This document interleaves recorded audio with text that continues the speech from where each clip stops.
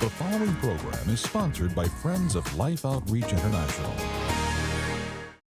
Why are we still in this world? It's because we are here for a purpose. We weren't saved just to be decorative knickknacks sitting on God's shelf, filling space in heaven for eternity. We were saved for a purpose. We were saved to impact the world. We were saved to make a difference. Are you searching for your purpose? Are you ready to make a difference in the world? Coming up on Life Today, evangelist and author Daniel Kolenda explains what it means to live before you die.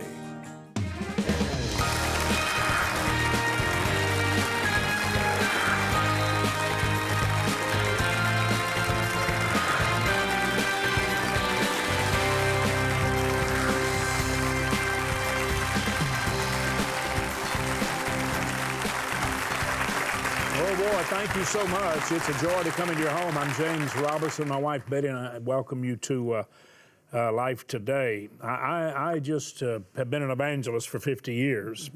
If you haven't gone to jamesrobinson.net and read about the conference, or to lifetoday.org, where you can actually see all the conference speakers and see who will be there, how you register, do it, because we want you to come and be part of our 50th anniversary conference.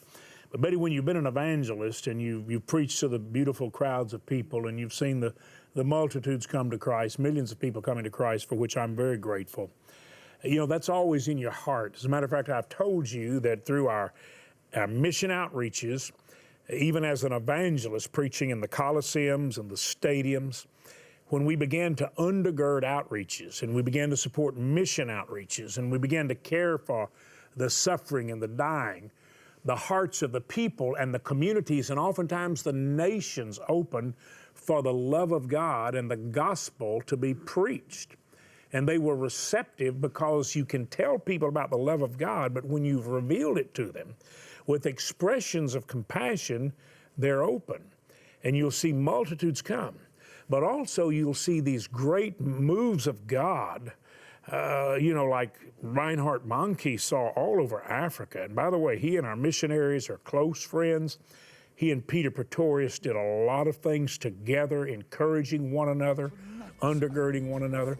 But when you've seen those huge crowds, literally, Betty, sometimes not just 1 million, but more than 1 million, and many times hundreds of thousands coming to Christ in a single night, and in a matter of days, 1 million people or more trusting Christ, that happened. Well, the young man that has now become, in a way, the heir apparent, and that's not something Reinhardt decided. This young man was working in the mailroom.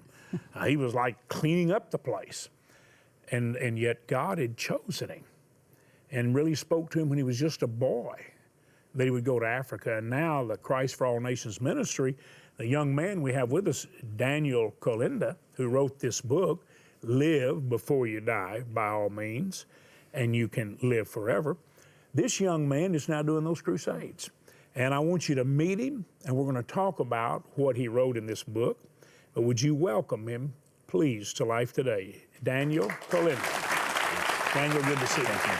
Pleasure to be here. It was a joy to talk to you yesterday and hear the story of how you actually suddenly found yourself preaching with Reinhard and now preaching the overseas crusades. And Reinhard is now focusing some on doing something here in the United States. And I'm really excited about it. If people want to know what the ministry's doing, kind of see scheduling, like where you might be preaching in Africa, what website would they go to? www.cfan.org. That stands for Christ for All Nations.org. All right. Now I want you to tell us about this book, Live Before You Die, because it looks very, very interesting to me. I didn't get a chance to read it because I just got it, but I'm curious to know how you came to write it and what is the message you want our viewers to both hear and then read in the book. Well, I think the title is a great place to start. Somebody said, why did you name it that? I think that, when I was a kid, there was a movie that was real famous. We're allowed to talk about movies on Christian television, right? It was a movie called Braveheart, and the main character, William Wallace, says this famous quote. He says, "Every man dies, but not every man really lives." I heard somebody else say it this way: don't fear death, but rather the unlived life. And I think this is what we experience a lot, is that people find themselves just going through the motions. Maybe as a kid they had dreams. Maybe the Lord had called them to do something great. Maybe they wanted to help rescue kids in Africa and to feed and to do something that mattered with their life, but now they're just going day to day. They're just living, they're just existing. And my message is that there is more to life than just having a heart that's pumping blood and lungs that are absorbing oxygen. That true life, the highest form of life, is found in the will of God. You know, Ephesians chapter 2, verse 20, it says that we are God's workmanship, created in Christ Jesus unto good works, which God has prepared in advance for us to do. That means before you were born, God designed you and created you for a particular purpose in this world. And you will never be fulfilled. You'll never be happy until you find that purpose and begin to walk in it. You know, when I hear you talking about the kids in Africa, I see a man and a woman who have found their calling in life. And I see pleasure in you. It's not something that you begrudge or that's a burden, even though sometimes it's painful, for sure. But there's pleasure in it and there's fulfillment in it because you found what God has called you to do. And I found what God's called me to do. And I want to share that with everybody. I want people to discover their calling and to fulfill their destiny in life. Well, sadly, though, there are Christians that don't understand the name on that book. Yeah. The title just, it really gets me because I was there in so many ways. I was a Christian, but I really wasn't allowing God to do anything with my life. I had a lot of things that kept me from hearing God, to be honest with you.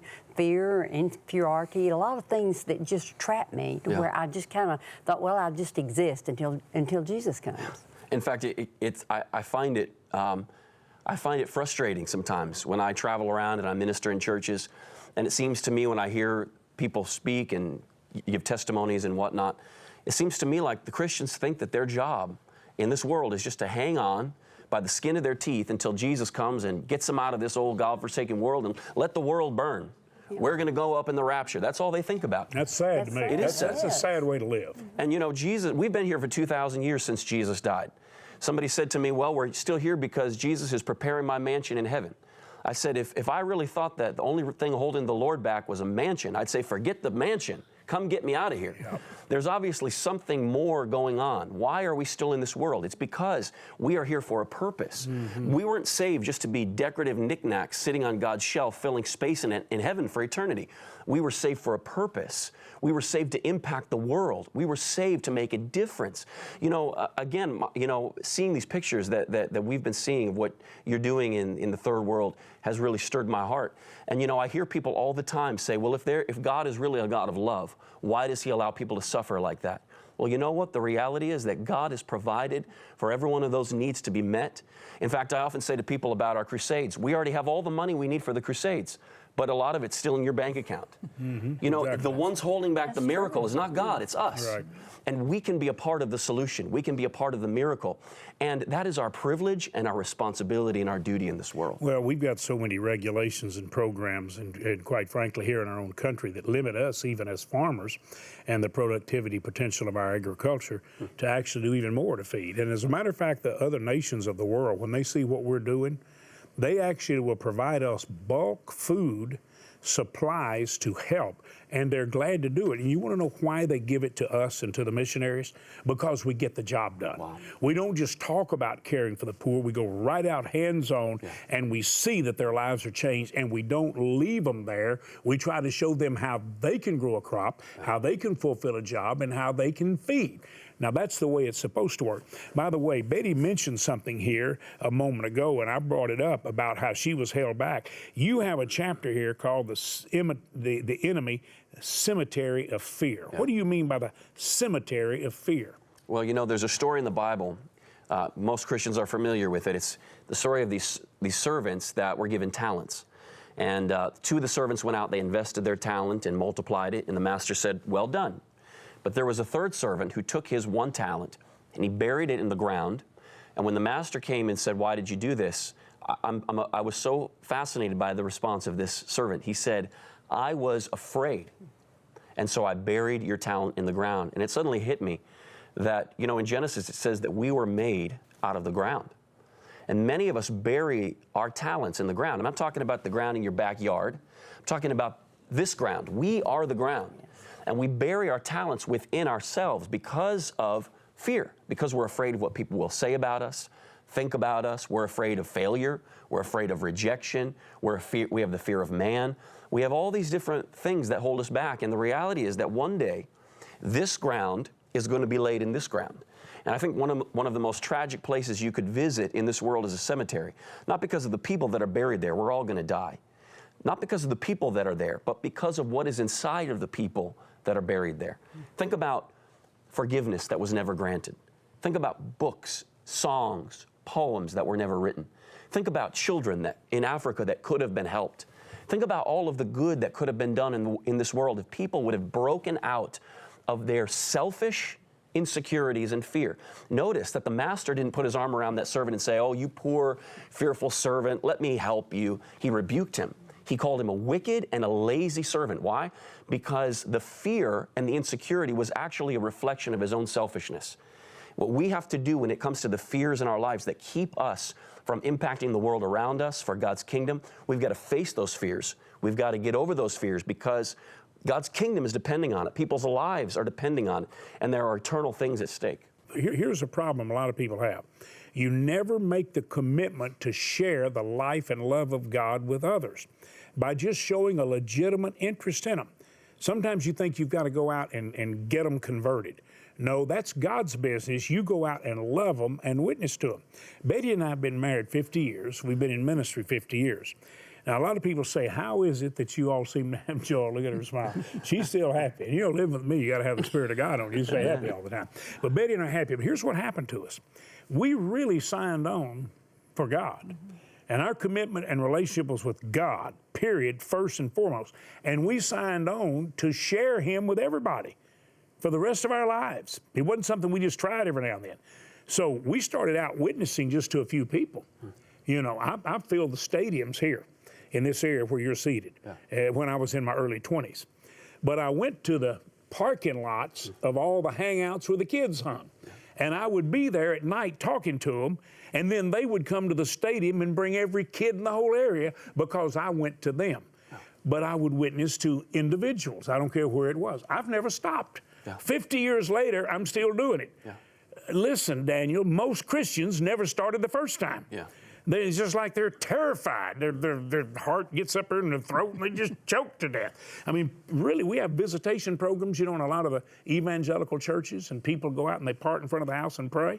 You know what most of them are praying? What? They pray they won't be home. That's what they're so terrified and fear-filled. So when you're talking about living, you're talking about living filled with the Spirit, filled with love, filled with compassion, but also filled with fearlessness, with boldness, because that is the characterization of the New Testament church that was doing what Jesus said to do. They were bold. Yeah. And we are so afraid of what people are going to think about us, especially in the context of sharing the gospel.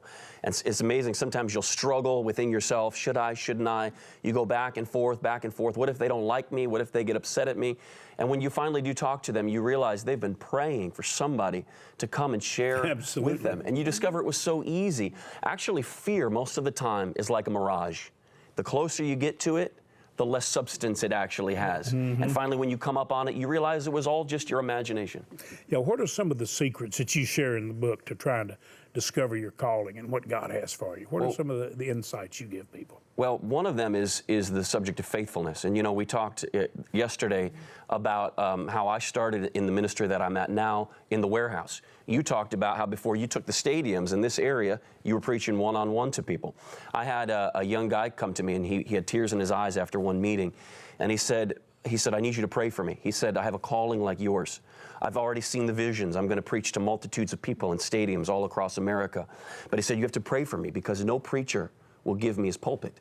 And I said, I think I can help you. And his eyes lit up. I think he thought I was going to give him a platform. And he said, how can you help me? I said, well, I can tell you how you can make this happen. I said, go ahead and start however you can start. Go preach on the street corners. Go tell your lost loved ones about Jesus. Tell your friends about Jesus. I can promise you one thing. You are never going to preach to stadiums full of people if you don't have the courage to knock on your neighbor's door and tell them about Jesus. Absolutely. Promotion always comes, it's a principle throughout Scripture. Jesus said he who is faithful in little will be made ruler over much. He said if you can't be trusted with someone else's property, how can you be trusted with property of your own? So I think if it was just this one principle, that you could take it to the bank. He that is faithful in little will be made ruler over much. But there's many other principles as well. One of them is that has been personally something that's very powerful in my own life, is this principle of taking action. Because again, you were talking about how the Christians are sitting in the car in front of the house praying.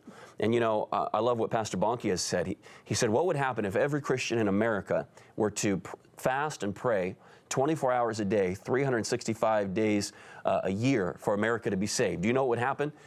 Nothing. Nothing would happen until somebody wakes up in the prayer meeting and goes out into the street and tells somebody that Jesus saves. And that's the reality, is that it's not just about prayer, it's not just about good intentions, it's not just about seeing hungry kids on TV and weeping, it's about doing something. Right. We have this parable in the scripture where there were these two sons. Remember, and the one son, the father came and said, will you go work in my field? And the son said, yes, Father, I'll go do it, but he never did it. Then there was a second son. The father said, will you go work in my field? And the son said, no, I won't, but then he went and did it. And the moral of the story is clear, that in the end, it's not the good intentions or the empty promises that count. It's actually getting up and doing what is required. So one evangelist said to me, he said, I'm called, but he said, I'm just waiting at home for the Lord to provide for me. And I said, well, why don't you go out? Why don't you take some action? And he said to me, well, Jesus said that he feeds the birds of the air. And so he said, if the Lord takes care of the birds, then he will also take care of me. So I said to him, tell me, what does the Lord actually do for the birds? Does he build a nest for them? Does he drop the worms into the nest for them? No, what he does is he gives them wings to fly, and he puts them in a world full of what they need. But they have got to spread their wings and fly and go and get what has been provided for them. And it's the same for us. If you sit in your nest waiting for worms to drop, you're just going to get hungry. We've got to spread our wings, we've got to take action, and we will see mountains move. And you notice the birds always get up early in the morning and go to work.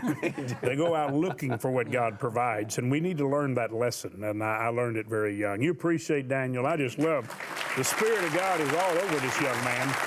The website is there on the screen. If you say, well, I may not be able to get in the bookstore, kind of go online and get it, you certainly can. And also, Christ for All Nations, there also is the website. If you want to know where Daniel is going to be preaching, you want to know what Reinhard Bonnke is doing in his prayers for our nation, it will tell you what to do. You know, while you were talking there, I was looking over here at this beautiful little bronze right here. And this is now one that we are really using in our anniversary. We have taken this beautiful bronze and we put the golden anniversary tint to it.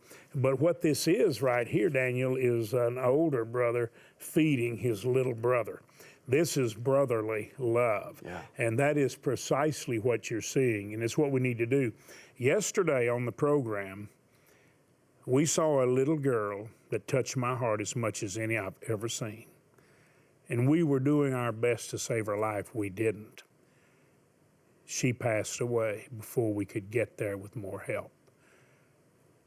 Here's the key. This is brotherly love. This is the love of God through us. I want you to watch and see the opportunity God's given you to share what God has blessed you with in order to give love and life to someone else. This year, Life Outreach International and James and Betty Robison are celebrating 50 years of ministry. As part of the commitment to putting love in action nearly 25 years ago, Life Outreach introduced the Mission Feeding Program in Africa. According to our missionary partners, Mission Feeding has helped save the lives of 7 million starving children.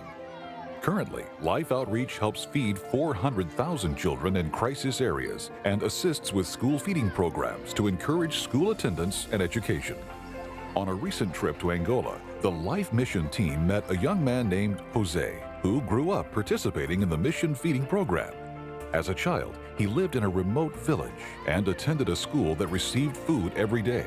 Now, Jose works as a mission partner with the feeding program, and his story embodies the heart of Life Outreach International and why it was founded.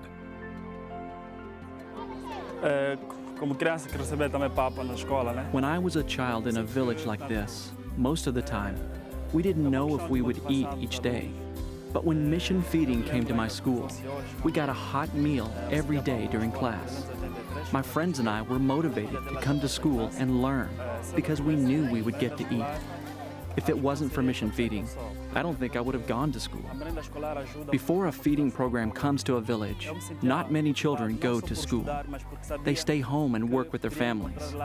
But when a school has mission feeding, the children are excited about school, and you see them running to the classroom each morning.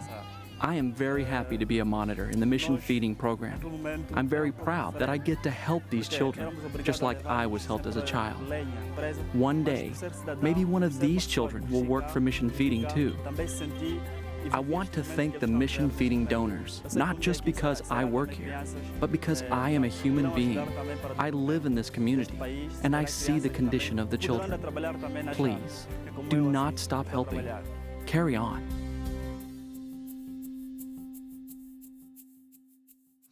Well, that's what we're doing, and you may not know this, but the school feeding programs that the World Food Program has picked up. Matter of fact, there was a Democratic congressman from Ohio, Tony Hall, who actually was appointed to the head of the World Food Program and was based over in Italy. And he actually took that school feeding to the third world countries. And it was modeled there by Peter Pretorius and the missionaries and what we had been doing. And we started there, like you see, 25 years ago. So, Betty, we not only rescue the children that are dying, but once we get it stabilized, in order to encourage them to move beyond, we will feed at the schools. And that may not touch your heartstrings, like, oh my, if we don't get it there, they're not going to make it. That's where we start.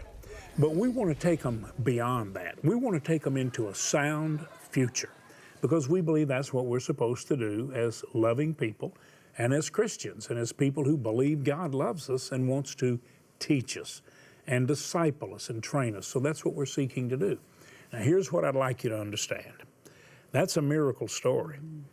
That's where you see way beyond what we actually saw yesterday, where the little girl in the last stages of her life, we were trying to save, but we didn't. She literally died that night. She never saw the next day. There are hundreds of thousands of children right now, and especially in areas, in particular, let me just tell you this, right now in various parts of Africa, there's a very, very bad drought, severe. And the malnourishment is extreme.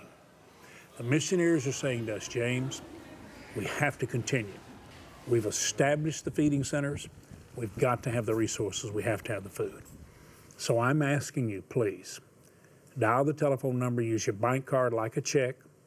If you want to write a check, you make it to Life, or you can go online. And many people are doing this. Frankly, every day, about half of the support that comes in comes through lifetoday.org.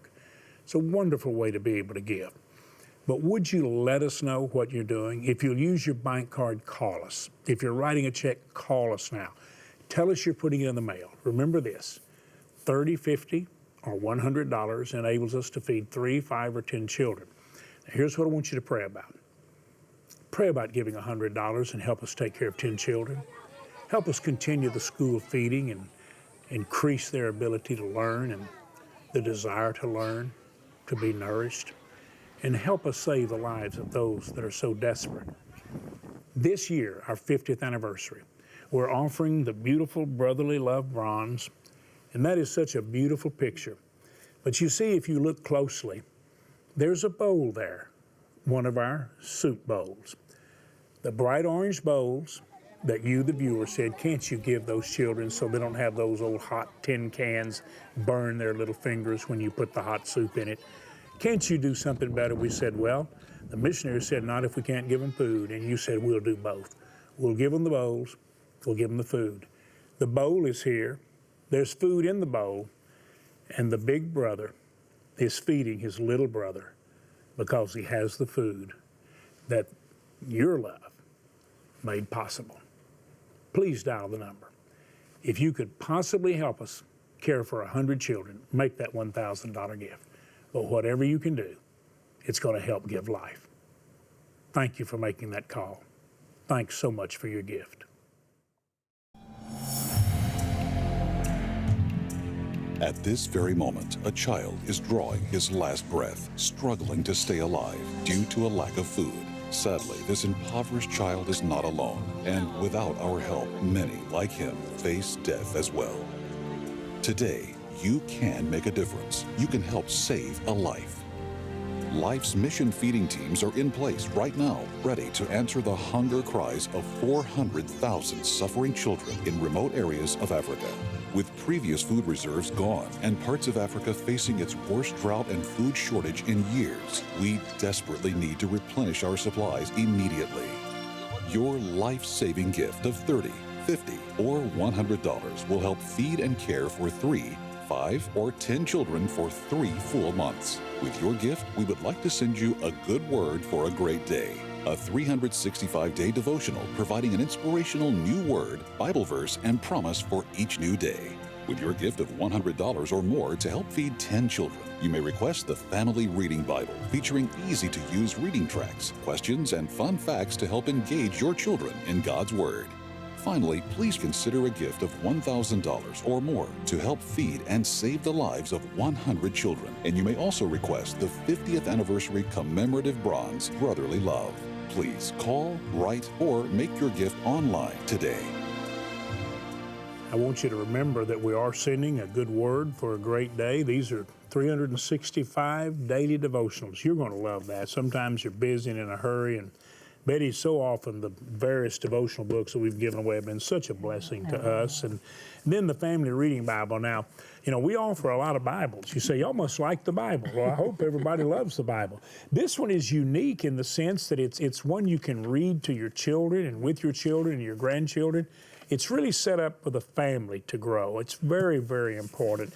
We always try to give you something special because you're always providing the most special gift, and that's life and love. Join Betty and me in saying thanks to Daniel Colinda, and you'll want to get the book, Live Before You Die. Daniel, we appreciate you, man. You've got God's touch on you, His anointings on you, and I just pray God's blessings on you. Thank all of you so much. Thanks for your help.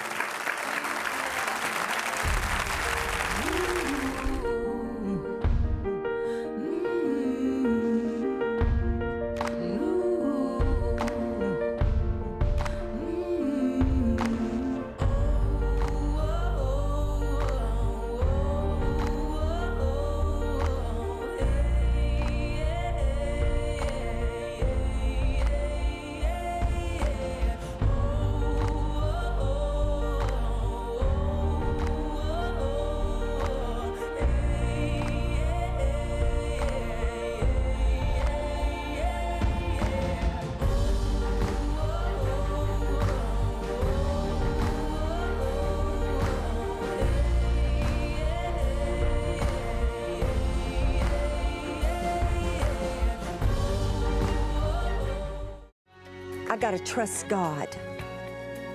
Period. Tomorrow, Beth Moore reveals her worst fears and how God has set her free.